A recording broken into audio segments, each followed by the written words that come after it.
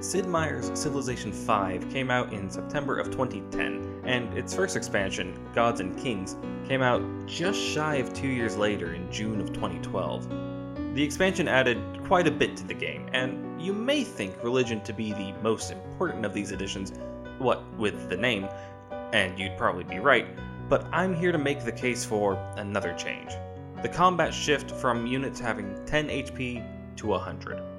Hello world, my name is Atticus, and welcome to the spookiest of experiments, math. Functionally, nothing seems to have really changed with this update. If a unit did, say, 5 damage before the expansion, then odds are it did 50 afterwards. In both versions of the game, it would take the unit 2 turns to defeat the enemy. But that's just because you're too good with your military. It's alarming, frankly.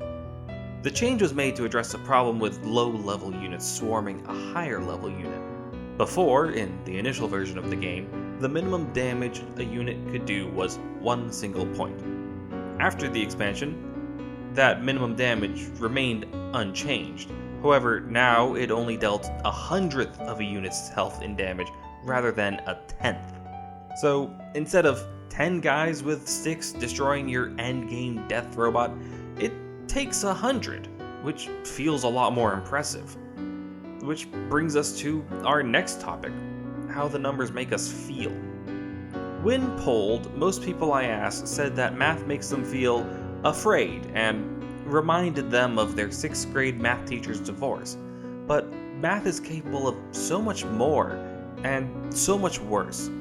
It's not a spooky enough Halloween to talk about the forbidden math, but I believe we'll get there. Bigger numbers feel more impressive, more fantastical. Consider this fire dragon from Magic the Gathering, and this red eyes black dragon from Yu-Gi-Oh! The latter deals 2,400 damage, and the former deals 6. Just 6. The trick, as you may have guessed, is that they actually deal the same amount of damage, 0.3% of an opponent's maximum health. But the Red Eyes Black Dragon sounds more impressive. 2,400 is such a massive number, far more fitting for a dragon than the measly 6 afforded to the Fire Dragon. I can count to 6 on my fingers. I can't even imagine 2,000 of something. Except rice, maybe. And similarly, it feels a lot better to pull off a play and deal 2,400 damage to an opponent than to do a similar play and deal 6. Of course, numbers don't exist solely for damage calculation. Another notable use is experience. Here, while it may feel better to get 2,400 experience at a time rather than 6, gaining a level at 20 experience feels a lot more attainable than at 8,000.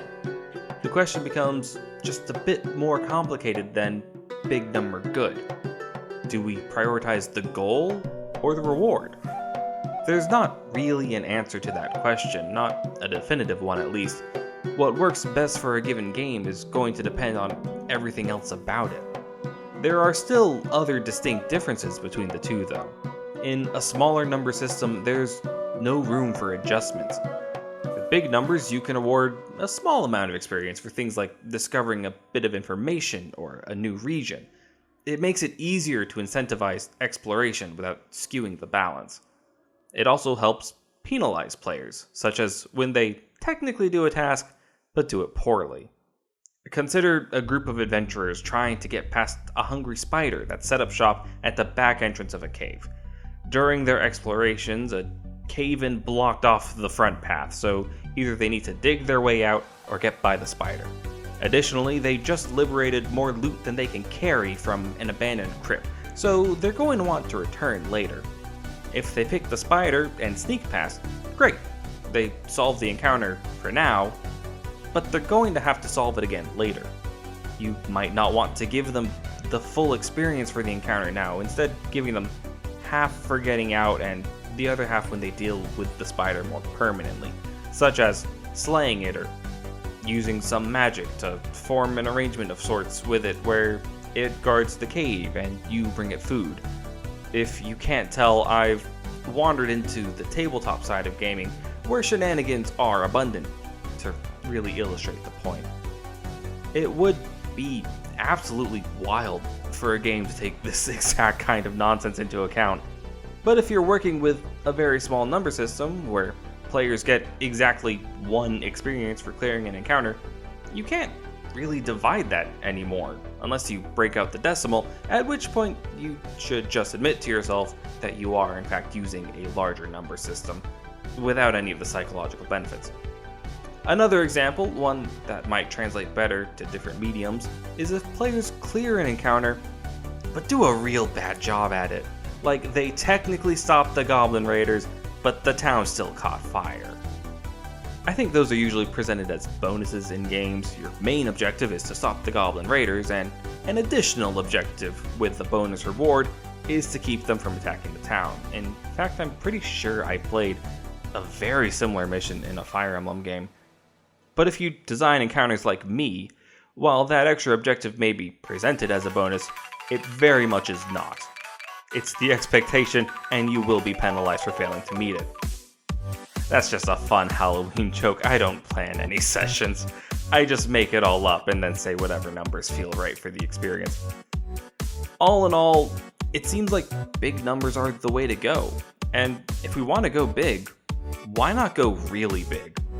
Did you know you can just keep adding zeros to a number and it makes bigger and bigger numbers ad infinitum?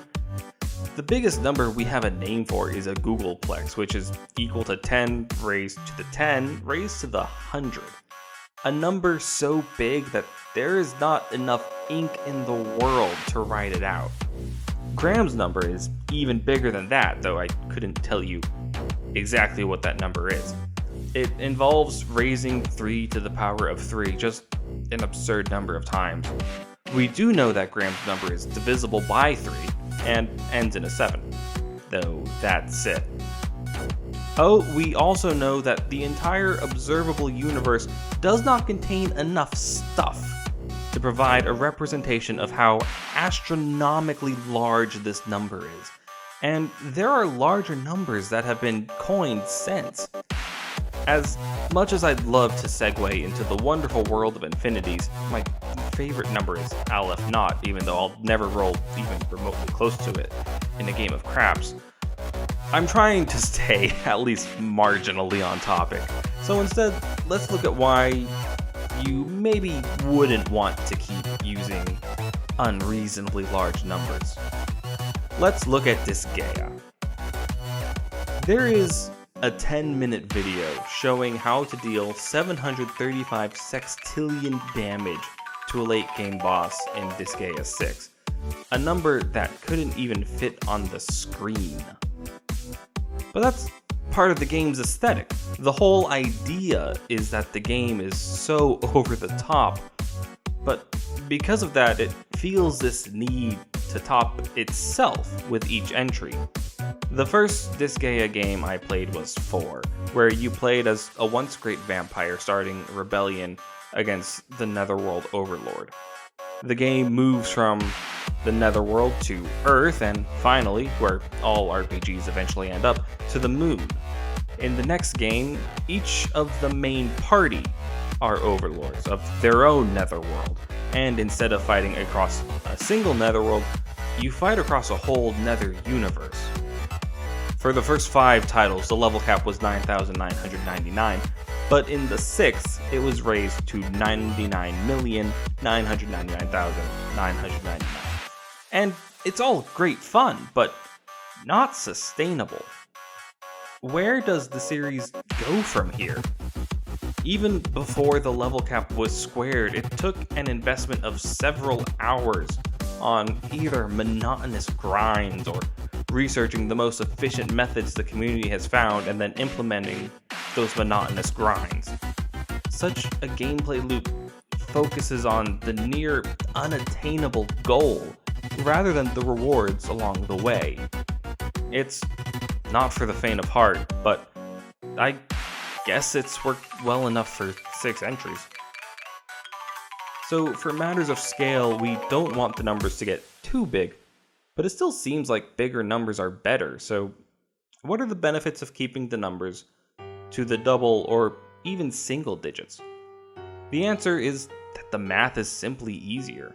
Going back to tabletop games, I could not calculate the sextillion damage dealt in Disgaea during a session of D&D, not without that one attack being the entire session. But if the range of damage I could do is between 6 and 13, and just involves one bit of simple addition, that's far easier to manage in my head. Into the Breach also manages this really well.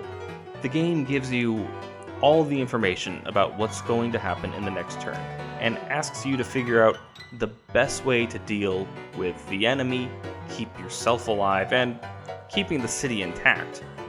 The numbers are kept incredibly small because there's already so much the player has to keep track of in their head that adding long calculations would overwhelm the player and sour the experience. It is, at least to me, incredibly fun to stare at a screen of Into the Breach and think about what I could do to clear the map without any errors for an embarrassingly long time. And that wouldn't be possible if the numbers were any bigger. Ultimately, whether to use large numbers or small numbers depends on what the designers are going for. Both are great options, even if they don't both work for every situation. You could even use both. Since it's been a bit since I played D&D, it's at the forefront of my mind, and it uses both. Small numbers for combat and large numbers for experience. The latter, players are expected to keep track on paper instead of their head, and it only comes up every so often during play, so the numbers can be big without impeding play. And further, it plays to that innate joy of seeing the big number get bigger. The former, combat, needs to be utilized on the fly and often, so the numbers are kept at a manageable scale and with room to grow. So while it won't feel as good as getting enough experience to gain a level, you can still look back later in the campaign and see how far your character has come. And with that, this has been another Project Mutt presentation, and I have been another Atticus. Thank you for participating.